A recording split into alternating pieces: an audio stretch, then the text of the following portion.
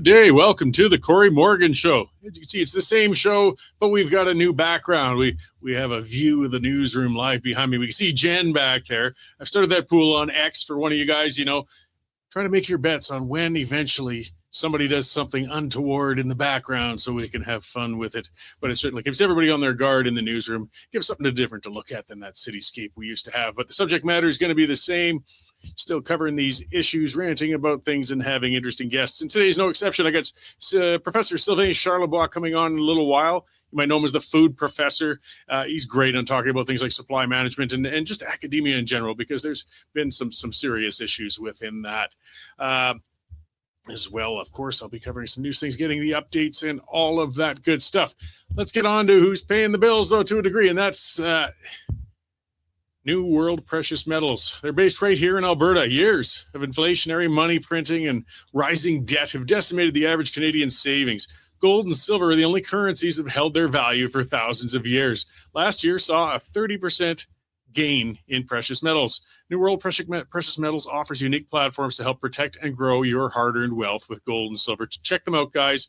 newworldpm.com. Look, you want to buy local? You want to get away from that Canadian currency that's going in the toilet? These guys are perfect. newworldpm.com. Check them out. All right, well, let's get on to what I want to rant about today, get things going. So let's talk, starting with President Trump, of course, always in the news. And he's a bombastic character who shoots from the hip and often has departures from the truth. It's hard to know when to take his musings seriously or if he's just trying to shake things up. Now, when it comes to Trump's proposal for Gaza, though, let's hope he's deadly serious. It's the best idea I've seen for the region yet. I mean, let's face it, the two-state solution's a dream because the Arab world has utterly no interest in it. While Israel has supported maintaining a blended population within its own borders, Arab nations have ejected nearly every Jew from their countries. Israel has over 2 million Arab citizens living peacefully and with full rights within it. We rarely hear about that, though. However, in 2005, Israel, bent under international pressure, disengaged from Gaza and the West Bank. They shut down and dismantled 21 Jewish settlements, and the Palestinians were given free reign over the land. It was a form of two-state solution, and billions of dollars came from other nations to help Palestinians build their state.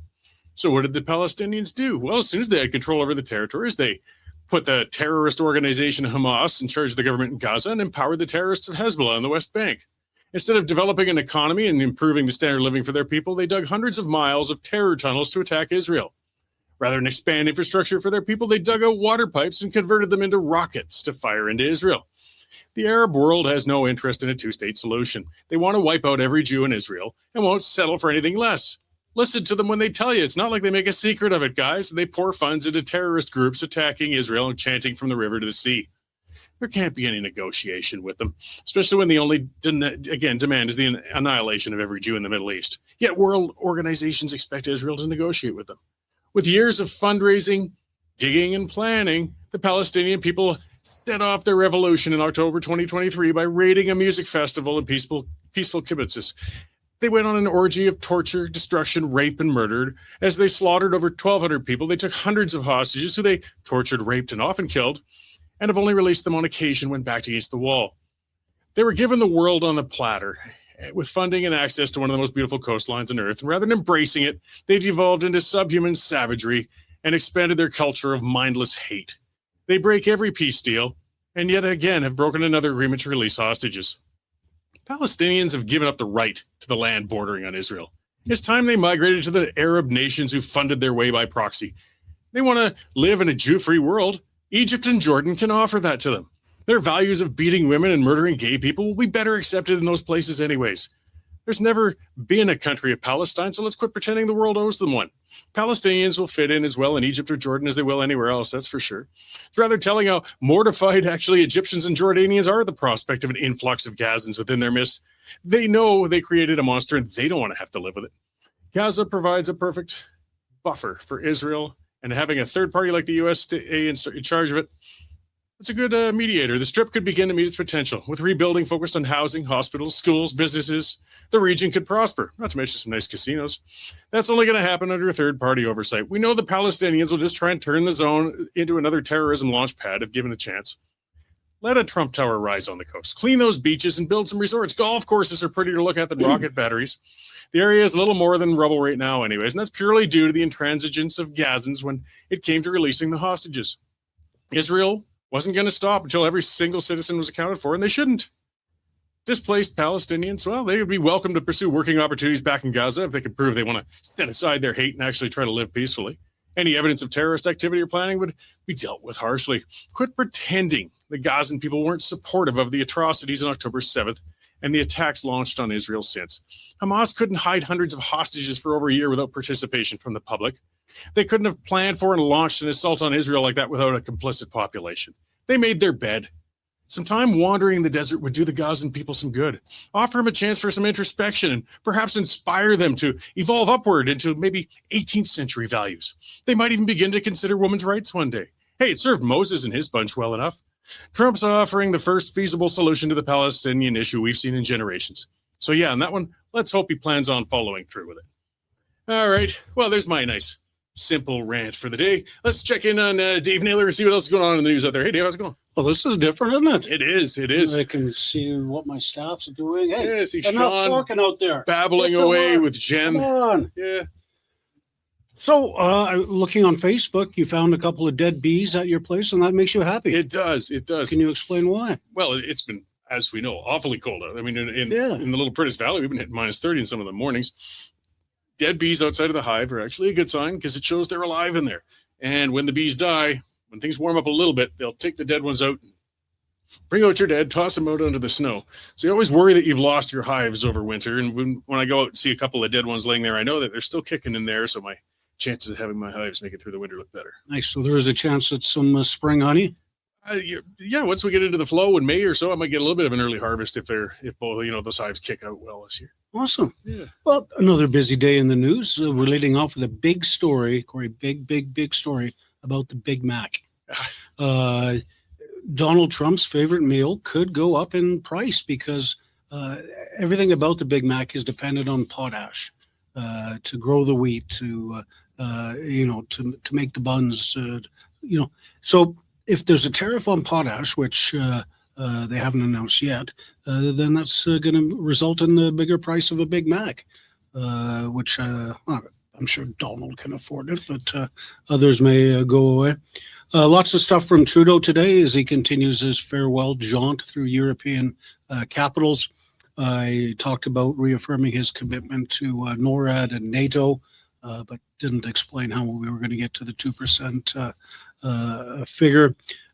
He said that Canada will never, ever become 51st state, so Trump should stop talking about it. And he's talking about Arctic sovereignty and all that sort of stuff. The new fentanyl czar made an appearance at an Ontario border today and outlined how he wants to crack down on the fentanyl between the two countries. And your average MP is celebrating today because they just got a $15,000 raise, almost $16,000. It's not bad for the number of days they worked down there. They haven't done a bloody thing since last year. I know. They should be paying us money back. And a study out showing Calgary is going to be one of the two hardest hit cities if tariffs do come in, the other one being St. John's with the refinery out there. So, yeah, if they do come in, it's going to certainly hit our city hard. It's just hard to figure out what to deal with, though. I mean, kind of like I said at the start of that monologue, too, though, with Trump, you don't know when he means it or when he doesn't. I mean, he took us right to the 11th hour with the tariffs before, then he backed off. Now he's imposed new ones. Now he's saying the whole thing's coming in a few weeks, but maybe it won't. It's that state of constant frenzy that that's just so difficult to deal with, isn't it? And all the premiers are down there now. They're apparently going into the White House later on today, not to meet Trump. They're meeting some assistant deputy to the associate chief of staff or something like that. So we'll see what comes of that. Well, it gives us no shortage of things to cover. Well, no, it's the news business is a little crazy these days, and I love it. All right. Well, I'll let you go back into that newsroom. We'll watch you in the background. I think some ass from the right angle, I'll see you sitting there. So again, just watch if you're scratching anything, untoward or something. I will definitely do my best. I don't want to be like Elon Musk kid, picking his nose, harvesting a nose goblin in the Oval Office. Right beside Trump, and eating it as Yeah, Trump kind of Jesus. looked on in utter disdain. Yeah. it's a world. I don't know. It's a world. One of us will get caught at some point in the thing, and it'll I make for fun showing at the Christmas party. Yeah, well, and I'll be watching too because I'll make a lot of it, and I'm sure our commenters there, I see Paradoxy and Wild Rose and some of the others, they'll certainly let me know fast enough if somebody's done something in that background. Oh, absolutely. I feel kind of bad for Jen in a way. Oh well, she's fine. She gets some profile or work recognized. She does. Right on. All right, thanks, Dave. You got Cory. All right. So, guys, the reason we've got Jen working away in the background and all those folks in the newsroom and Dave coming in here to check in is because you guys have been subscribing. We don't take tax dollars. We won't. We're proud of that. But the reason we get by is through advertisers and, of course, you guys taking out subscriptions. So $10 a month, $100 for a year. It's just like a newspaper subscription used to be in the past, guys. Get on there, westernstandard.news/membership and or subscription, I should say. Take one out. If you have already, thank you very much. We really do appreciate it. And, if you haven't yet, get on there, support us, spread the word, send it, buy a subscription for your liberal uncle. This is how you can convert them. This is how you can make the world a better place. So, lots on the go and lots of news, and it's going to be a busy time. We're going to be expanding our content a little, probably into March, actually, again, thanks to sponsorship and great stuff on your part. There's going to be a lot to cover.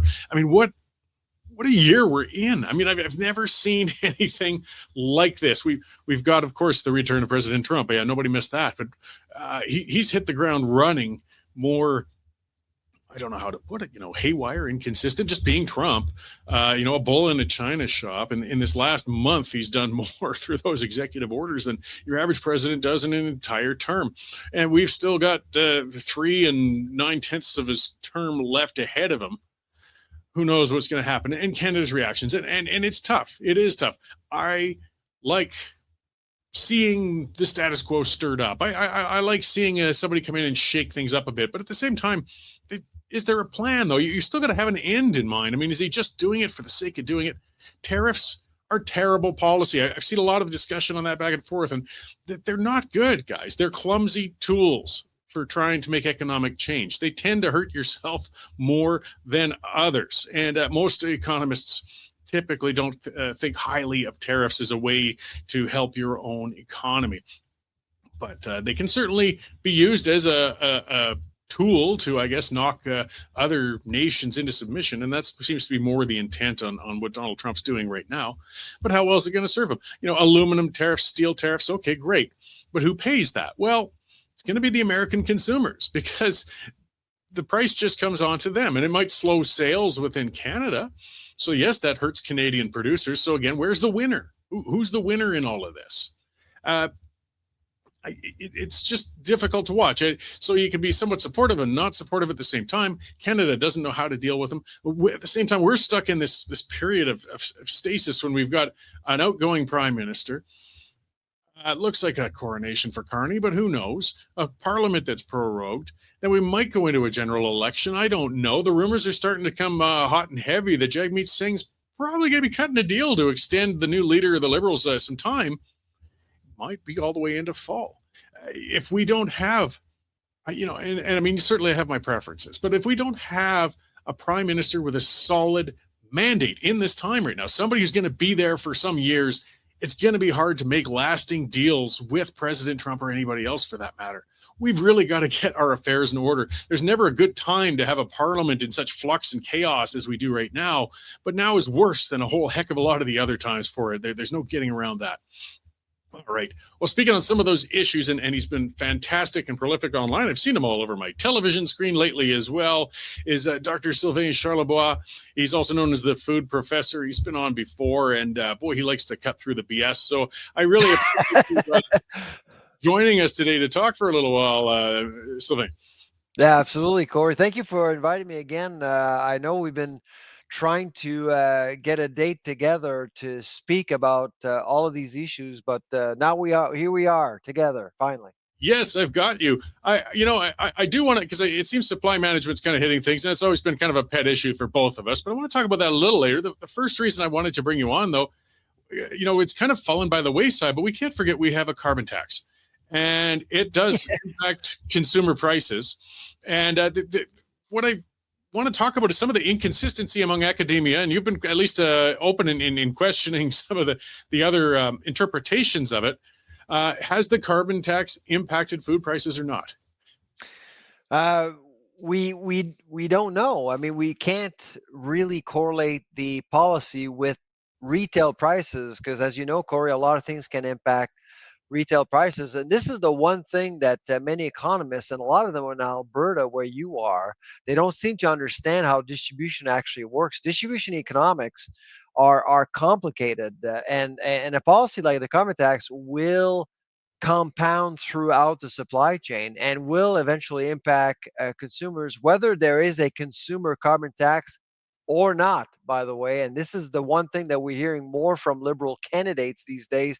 We're going to be eliminating the consumer carbon tax, but not for companies. Well, guess who is going to pay for that tax? Eventually, it's going to be the consumer. Now, if you're trying to assess how food affordability is being impacted by the carbon tax, that's very difficult to do, but you can assess how the carbon tax is affecting the sector's competitiveness. And that's really, to me, even more important because over time, if you impact a sector's competitiveness, you will make it a food security issue. And that's exactly what's going on right now.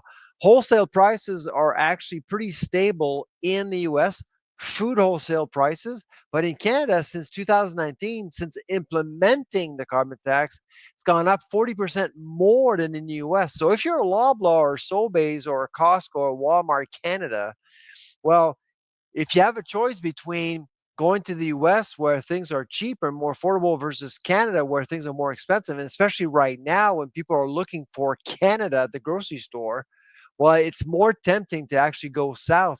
And that's been my number one concerns for a long time. And I think that we're actually hurting our economy from farm gate to store.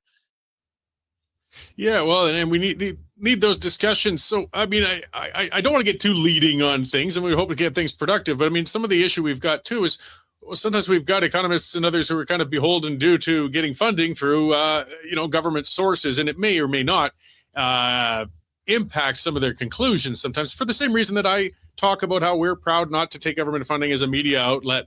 Likewise, we prefer our academia not to be beholden to the government, whether it's a conservative or liberal or whatever government. We want to make sure they just stick to the facts.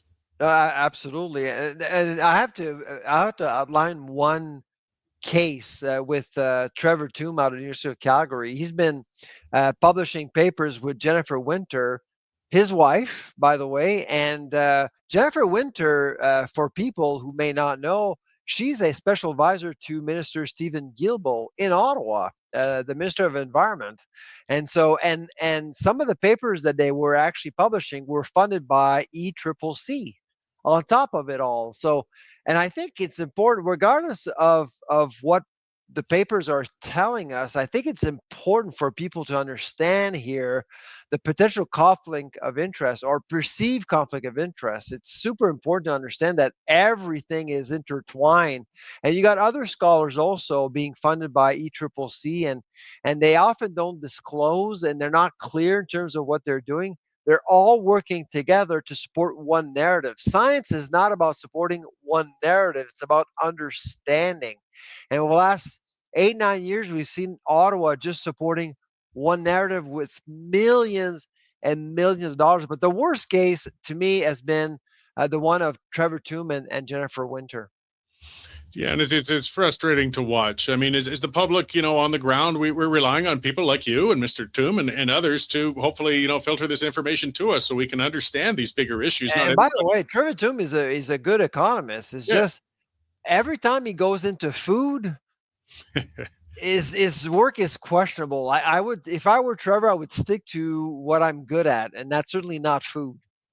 Well, and we'll stick to that with you. I mean, you are the food professor. That is your specialty, and it's a unique, almost niche, and an important one. We don't have enough covering that. I mean, it's something we all have to purchase that impacts all of our lives. So kind of further along the same line, when we're talking about the tariff war, I mean, people talk about imposing tariffs on incoming American goods to try and retaliate. I understand the sentiment behind it, but at the same time, people had better understand that it is going to really impact your local price of food products. I mean, even if you're becoming selective and trying to buy local.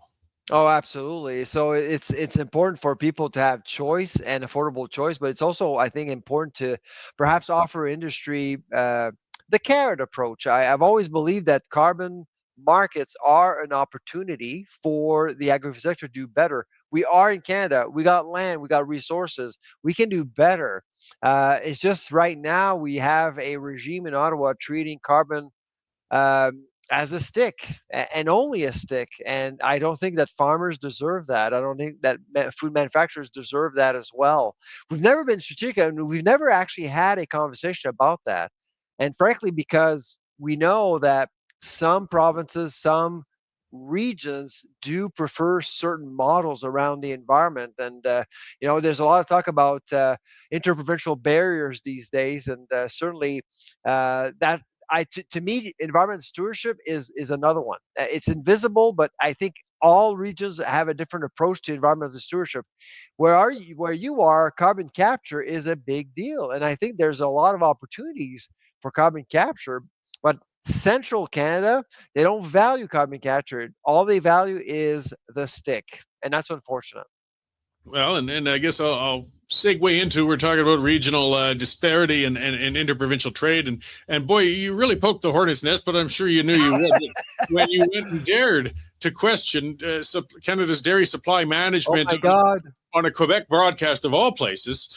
And it's not just one show. I mean, Tout le monde en parle is a show that is watched a lot. So if you want to get elected in Quebec, you got to go on that show. If you want to raise money, to do anything, you got to go on that show. So I've been on that show 3 times. And, the first time I was pretty nervous. The second time around, I was a little more acquainted. Last weekend, I was very comfortable, but I had only one goal. It was to raise the issue of supply management because I was in Quebec. I was in the middle of supply management country, and I wanted to be clear that if we want to create a free-flowing market in Canada, if we really believe it, if we want to do it, in the agri-food sector, there's no other way to do it other than looking at marketing boards provincially, because they have a lot of power. They're the one allocating quotas. A lot of people think it's all about the federal government. No, it's actually provincial governments that actually allocate quotas, and that needs to be discussed, especially right now in light of what's happening with the U.S. Well, as well, I mean, that system in general, along with, actually, we've had some pretty heavy tariffs on our dairy products for quite some time, or incoming dairy products, to try and protect the Canadian market. I appreciate your blasphemy taking it out there, but there's been no better time maybe to discuss this. I mean, if we're going to talk about, well, how can we be Team Canada? How can we be more self-reliant? How can we or explore other markets? Or how can we get out of trade issues, trade challenges?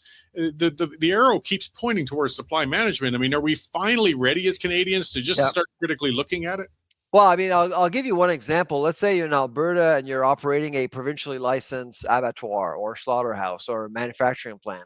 You cannot export in other provinces right now because there's no mutual recognition, which is ridiculous. But as soon as you raise the issue of mutual recognition in, say, beef or pork or with other commodities, people will say, well, what about dairy? Or what about eggs? What about poultry? Now, poultry and eggs have actually done a pretty good job working together. Many boards do work together. Like right now, there's a shortage of eggs in BC. Well, Alberta is helping BC. So there's that. But in dairy, Cory, it's been terrible. It's been very divisive. The DFO, the Dairy Farmers of Ontario, they don't talk to the UPA, which represents dairy farmers in Quebec, and these silos are incredibly difficult to crack. And I think it's time to have that done. The easy thing to do is to create a federal system to reallocate quotas. There's an easy fix. That's the only thing you can do. But the problem, once you do that, guess what's going to happen to the value of quotas in Quebec? Well, they're gonna drop significantly, and that's their number one asset. So that's why Quebec farmers have no appetite to actually talk about this. They're a very effective lobby. I mean, they're very active online. They're active directly with politicians. They're active all around. I mean, as you've expressed online, if you allow Albertans to buy quotas from Quebec tomorrow, I bet you there'll be tons of them doing that. And Quebec will be out of quota because there's no wealth there. Farms are very, very small. They're not competitive, but we're all paying for that. And with trades, we're paying for that as well. It makes us look really bad and bad players as well internationally. And you got a heck of a blast of bad feedback, unfortunately, for daring to chip away at that. But I'll tell you what, I've been doing this for 25 years, Cory. So yes, I did get some insults, and which is really typical. But I'm getting a lot of supportive emails. Well, like I can't believe it. Something's happening, Cory. Something is going on. I think people are starting to recognize that we need perhaps supply management and the dairy system that we have in Canada is not working for us. I think the message is starting to resonate. Well, the conversation's starting, and I really appreciate you bringing it to the fore. As I said, it's not the easy route to take. I mean, you want to avoid the headaches, the flack, and everything else. You just stick to other subjects, but you're not giving up on it, and I really appreciate that. I know you got a hard deadline today, so before I let you go, where can people find your work and where you've been speaking up and such? Yeah, absolutely. So we're on X. You can just look up the Food Professor. I'm on LinkedIn, of course, and we have a podcast called the Food Professor Podcast. It's available on Simplecast, Apple, Shopify, and all the platforms you're familiar with. And so you can find out all sorts of things we're working on. Well, that's excellent, Doctor. Thank you again for coming on the show again and keep up the good fight. Watching with interest. As I said earlier, we've got some crazy times happening, but sometimes some good outcomes can actually come out of the insanity if we could just think rationally through it. Exactly. Thanks for inviting me, Cory. Thank you. So, yeah, guys, check him out. As you can see, the Food Professor on X and as well, yes, the podcast, it's the Food Professor's podcast. You can get more extended discussion on these things. These issues are big. And, things I don't like, that's for sure. And I hate, one of the things I don't like is puns, actually. But I can't help it. When it comes to supply management, it is a sacred cow. And I don't, it's the unintentional pun. I can't stand sacred cows. Why? Why can we not even discuss it? Dr. Charlebois was pretty polite about it, but he got just blasted for going into that issue. And they're very protective. And I mean, I'm on X. Those who know me on there, Cory B. Morgan, by the way, if you really want to get into the discussions of the fights, that's my favorite playground. But you can tell they're searching the terms. They're watching for it. And when supply management comes up, the defenders of it come out of the woodwork, and they're vicious. They are, speaking of protectionist and protective. Why? And it's not a mistake. It's organized. I mean, these are dairy cartels, and it's not an exaggeration. I know they're not ruthless, murderous cartels like we saw in Colombia with cocaine, but it's the same thing. It's a small group that fixes and controls the prices. And people don't understand and realize which supply management is often enough, because, again, people are afraid to discuss it. It doesn't come up enough. This is the system in Canada, guys. Governments provincially issue quotas. If you're a dairy farmer, it is illegal for you to produce and sell a dairy product without the government-issued quota for it. If you sell more than that, you will be charged. That's how that works. So they strangle the amount of supply so that they can artificially keep the prices higher. It's the opposite of competition. And I get so frustrated when I get conservatives, people who call themselves conservatives, saying that it's a good system. It's not. It's Soviet style. It's as anti-capitalist, anti-free market as you could possibly get. It really is. And I get frustrated with dairy farmers get all upset and everything. Oh, we do a great job. And if you're doing that great a job, and I'm sure some of them are, then you shouldn't need to illegalize the competition. And that's what they do. And one of the things that came up a lot, if you might remember a few years ago, boy, they suppressed that fast, and nobody can get a quote from him or talk to him anymore. He got shoved off to the sideline, which is almost scary. There was a dairy farmer who showed a video of thousands and thousands of gallons of milk being dumped in the drain. And it really gave the visual to people of just what's going on with supply management.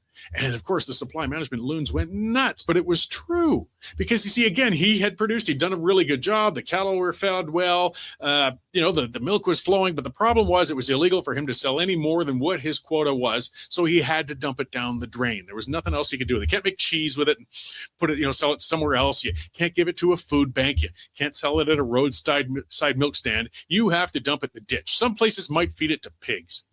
And my wife grew up in a dairy farm. Her father had a very small one. Back in those days, the farms were a lot smaller. He had a quota for cream, but not for milk. And so, he would skim the cream, sell that. It would supplement the family farm. And then you could feed the family some of the milk. And otherwise, you had to dump it. You had to dump it. What a stupid, ridiculous system. And we're still defending it. And this system costs us in a lot more ways because others are saying it's protecting the family farm. That's baloney. The stats are very clear right there. In 1991, we had some over 60,000 dairy farms in Canada. Now we've got 9,000 because these quotas have become a commodity in and of themselves. Only very wealthy farmers, large operations can afford to buy up these quotas. So the little guys get crushed. They get wiped out. You can't open a little cottage industry dairy. You can't open a 50-cow dairy and maybe just make your own cheese or do a few small side things because you would have to get those quotas and it's too high priced. So don't feed me that baloney that this system supports the small family farm. It's totally the opposite. It's killing the family farm. And as Sylvain said, let's just start even with ripping down then the provincial barriers and just let this get spread across the whole country. Because isn't it interesting? With Quebec, and I can't remember what it is, they got something like 30%. I might be corrected by one of the commenters with that 30 or 40% of Canada's dairy industry is there, even though they only make up about 18% of our population. So it makes it a hot button issue, of course, because no federal politician ever wants to upset Quebec. I mean, that's speaking of sacred cows within Canada, right? They won't touch it. I've had Polyev on this show before. And I asked him about it before. I appreciate his honesty. He said we won't touch it, but I still would rather he was honest in saying it's time to take it on. And is there not a better time than right now? So Trump is well aware that dairy supply management is system. I mean, as I said earlier, we've got tariffs. Sylvain pointed that out. You really should follow him on X. On some of our stuff like American butter coming up to Canada, and it's something like a 325% tariff we put on it to protect our local dairy industries. It's absurd. Look at all of that great growing, grazing, agricultural land all across the prairies. Why isn't it loaded with dairy productions? Well, because we can't get the quotas. They're all in Quebec. It's got to stop. It's got to stop. So Sylvain's chipping at that. Again, if we want to be Team Canada, Team Canada needs to tell Quebec to go to hell. That's the blunt truth about it on every level, because they aren't Team Canada, they're Team Quebec. And you know what? They're unapologetic about it. But that's enough. As we talked about, people realize, oh my Lord, we're so vulnerable as Canadians now that we got President Trump jumping all over us with tariffs and pushing us around and making demands. Yes. How would we become more independent from that? Well, and some of them realize, well, if we got oil and gas products to the coast, those things that idiot Trudeau's been fighting for 10 years, that moron, we would be able to say, well, fine, we're going to take our oil and gas, we're going to sell it to Europe, we're going to sell it to Asia, we're going to sell it to India. India's got the biggest oil refinery on earth. We could be shipping it there. But what do we get? Trudeau banned tankers. He shut down the Northern Gateway pipeline. He regulated Energy East to death. But now they're finally realizing, some of them saying, wow, we better get these pipes to the coast. Yes, but guess who popped up right away and said, no, that's not going to happen? Quebec. They said they're not going to allow it. So now you don't hear it from the federal politicians anymore. Okay, so now we're just going to keep, and you know what? 97% of our oil and gas exports, the stuff that actually leaves the country, goes to the USA.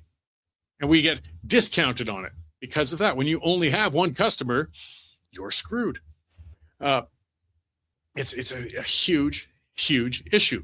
But the big sticking point is always Quebec. Are we a country or not? Look, I've always been an advocate for independence. That's nothing new out of me. So if we're not, fine, let's move on with it. Let's break into separate regions. Let's make our own trade deals. Let's get on with it. Cut our own deals to get our products to the coast. Another area, realizing our ports, thanks again, Trudeau. Vancouver it's a busy, busy port, but it's also the second slowest, most inefficient port on Earth for shipping. A lot of Canadian products actually end up going to Seattle, and then they'll bring it up to Canada because Vancouver's so bad. Why is Vancouver so bad? Well, because it's been year after year after year of labor strife. The unions are constantly going on strike and holding up the ports, and they're corrupt as hell out there, guys.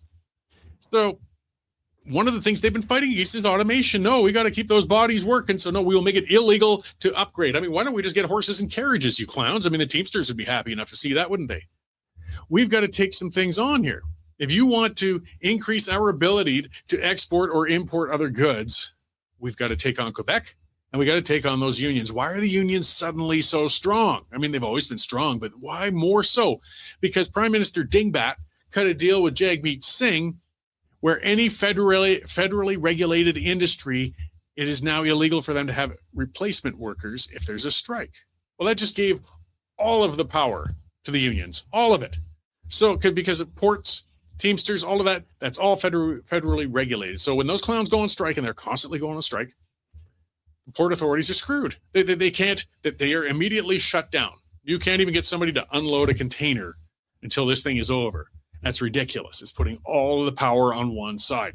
So again, if we want to become less reliant on the United States, less dependent, less pushed around, the other big port, guess where it's at? Montreal. But until you get those unions in line, we're not going to up that. So we're talking a great game, Team Canada, but we're playing crap. We're playing terribly. So yes, all the premiers are down in Washington, but what can they offer? When President Trump says, fine, but I want to see free access for dairy, they said, no, we can't do that. Okay, well, here come your tariffs. What are we going to do? What are we going to do about it? Nothing. We lost a big deal with the UK over the supply management the other year as well, over Canadian cheese going out. Yeah, really stupid Canadian cheese. So we were blocking UK cheese, I think was the deal or something. Either way, an entire trade deal with the United Kingdom fell apart over cheese because our politicians are such pussies. They will not take on Quebec when it comes to supply management. So either give up, split this country up, or have that federal government assert itself. So people call me out and say, well, what? You suddenly want centralized power? No, I don't. But I don't like this double standard, this hybrid, because it's got to be one way or the other. Are we a federation? Because there's only so many benefits you get from being a large federation. One of those is that ability to trade within your federation. That ability to not have another province say, we won't allow your product to come across our turf. That ability to say your labor can come here and work, or this person can work there, do that. And we don't have that. And the sticking point is almost always Quebec. But I mean, it's all sorts of other things. Don't forget, it was only a few years ago, a guy, I think it was New Brunswick, actually got arrested. Why? Because he bought beer in Quebec and tried to drive into New Brunswick with it. Not across an international border, a provincial border. And he got convicted on it. Then we're not a federation. We are not a proper federation if that happens. We might as well put up borders. Hey, and I'm not fully averse to that. So when you wonder why some people, they might be upset with that 51st state talk and all that and everything going on, but then once they start thinking about it, well, you know, what are we gaining in not joining the United States, right? So if you guys want to build one central country that's feeling united, you got to take on those Frenchmen. You got to find some courage, and you got to lay down the law, because our Constitution actually makes it very clear. They're not supposed to be able to hinder these things. But you got to have the knackers as a government to take that on. Now, we don't even have a government as it is. Even if Trudeau suddenly found courage, he won't have enough time in office to take care of it. And I'm hoping and thinking that Carney, and it's going to be a coronation for him, when he gets in, that he's not in for very long. I mean, we're still in flux. You know what's killing us right now is instability. That's one of the frustrations out of Trump. You just don't know where he's coming from. I mean, businesses hate taxes. Investors hate taxes. But the thing they hate the most is unpredictability, instability. And we don't know. We don't know if we're going to have a tariff on in a couple of weeks or not have a tariff on, or which products or which won't. But the other thing we don't have is stability in Ottawa. We don't know who's going to be the bloody prime minister month to month right now. And as I said earlier, it looks to me, and the rumors, Singh's going to cut a deal. Carney's going to drag this out all the way until fall, if not longer. Yeah, hey, you know, another scary thought. Constitutionally, Canada, we could drag it out till fall of 2026 before we get the chance to vote That's how screwed up our system is. And what's going on? Guess what? The Liberals are surging in the polls. At first, it looked like it was just crazy Frank Graves, who's always been inconsistent with his Ecos company and very biased. But no, we're starting to see a number of polls now pointing it out, saying, no, you know what? Canadians actually are kind of warming up to the Liberals again. Yeah, all of this abuse, all of this mess, all of these carbon taxes, house prices through the roof, mass immigration screwing up everything. The Liberals admitting pretty much that everything we've done the last 10 years has been a screw up. But please forgive us. We won't do it again this time. And Ontario and Quebec say, sure, we'll give you another shot. You change the face at the front of you. I don't know if that, we've got crazy times. I think some of that is just, again, due to people feeling they got to rally around their local leadership in a time when we do have an outside threat. And I get people upset with me when I'm critical of Trump, but I am critical of Trump too. As I said, the guy's a bull in a china shop, and he's using clumsy, stupid economic policies to get what he wants, which in the long run, I don't think is a bright way to do it. And we should push back. We should be upset. We have been assaulted by Trump. We have been demonized by Trump. Trump has been lying. That's nothing new out of Trump. We know that too. People say, it's just part of his negotiation. No, he's lying. And I'm sick of people brushing that aside and saying lying should be an acceptable tactic in negotiations with things. And which lie are we talking about? When he keeps going on about how we're subsidizing Canada $200 billion a year. Guys, that's a trade deficit. That's not a subsidy, and it needs to be called out all the time. Here's one. Sven, the typical Trump, so stupid, eh? No, not stupid, but clumsy, yes. Unnuanced, yes. Self-serving, yes. And he is the man we're going to have to deal with for the next 4 years. And this is a fun one. See, this is where the fun with the commenters comes. So Sven now says the guy at the desk playing like he's some freedom fighter. Lol. Oh, good one, man. Yeah, the guy with his picture on here with his name out there, Sven, anonymous Twitter person. I'm doing more for freedom than you ever bloody have. But it's fine. We can have the discussions. He's unfollowing me. He's unfollowing me. So there, Sven has laid down the hammer and has unfollowed me. I fear I've only got 68,000 others. So this is what the discussion comes to, though. This is what social media does get to the lowest common denominator, right? It gets to the foolishness, and hey, I play on X rough all the time. That's the way it goes. But when we're talking about world leaders now, then we got to watch what we're doing. So yes, whatever our leaders, whether they're provincially or federally, are doing, you don't want to roll over to Trump because, yes, again, he's trying to push us into a corner. But at the same time, you've got to get realistic. There's some of the stupid discussion I've seen online as well, right? I mean, people saying we will, we'll get armed and we'll take on okay. I mean, even a very respected senior columnist in Calgary recently wrote that Canada's got to beef up its army so we could withstand a possible invasion from the United States. Really? I mean, there's levels and levels of stupid going on here, right? And overreaction and foolishness. For one, there's not going to be a military invasion into Canada. Trump is using economic tools to get what he wants. There's no appetite to come and invade Canada. It's not going to happen. He doesn't need to. I don't believe he wants to, though it is hard to figure out what exactly he ever wants. But it's not going to happen. And the other aspect is get realistic. Get realistic, guys.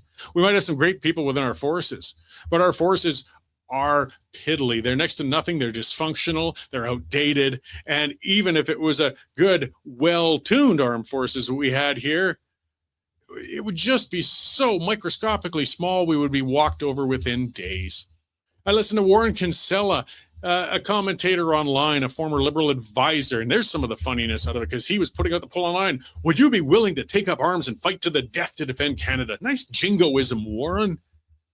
You were also one of the same buttholes who was pushing for gun control and taking away every rifle from Canadians who wanted them. How would people take up arms if they'd have listened to you and given up their firearms years ago? It wouldn't have happened, right? You guys, sorry, you already blew your chance there. The very people that you berated as rednecks and, the whole works and crazed firearm owners. Now you're saying that Canada could suddenly have some sort of militia, revolutionary type of guard going on here. Not going to happen, Warren. A little consistency. But, what are we going to do? They are interesting times. So let's see. What else have we got going on? At least one thing, it'll give Trump, so I see some people howling, oh, I was critical of the orange man. I get over it. I'm going to continue to be critical of the orange man. But I'll give him credit in one thing. He's actually spoken on one of the blasphemies, which is paper straws. He has pointed out how stupid they are, how pointless they are, and he's getting back to plastic. You know what? Hey, power to you. Good. I don't want to see any more paper straws as well. So Trump's had one solid policy victory. We'll see what happens. We're in for an interesting couple of years yet. All right. Thanks for tuning in. That's the time I got today, guys. The pipeline's going to be on tonight. We'll be up on a panel discussing and breaking down a few more things. Plus, Jen's going to have another episode on Hannaford while Nigel takes a well-deserved break. And I'll be back next week with more discussions, more guests, and more issues. So thank you for tuning in this week, guys, and we'll see you on the next one.